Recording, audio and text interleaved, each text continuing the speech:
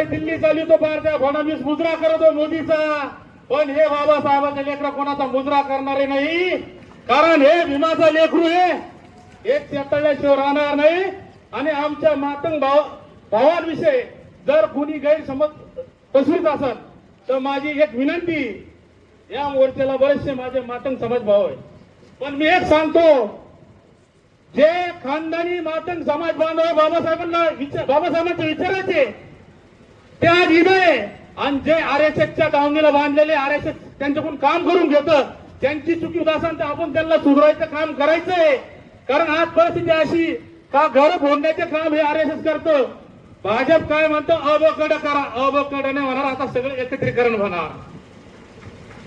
काय त्यांचं म्हणणं काय, आम्ही फोडेंगे तोडेंगे राज्य करेंगे. आता आमचं म्हणणं एवढंच आहे, हम लढेंगे तो जीतेंगे. अरे फडणवीस, तुला इथूनच आव्हान करतो, यो रावरीत मोर्चा, ही रावरी तालुका आरक्षण पूर्ती बचाव समिती लय वेळ नाही लागणार मुंबईला धडकायला. मुंबई किती लांब आहे, हा मग किती आज जाणार आपण. मग मी तेच म्हणतो, फडणवीसला एवढंच सांगणे, आणि मी इथल्या माझ्या पालकमंत्री असतात, इथले आमदार असतील, त्यांना एक विनंती करतो, या समाजाची व्यक्ती, या समाजाची कथा तुम्ही लक्षवेधीमध्ये मांडावा.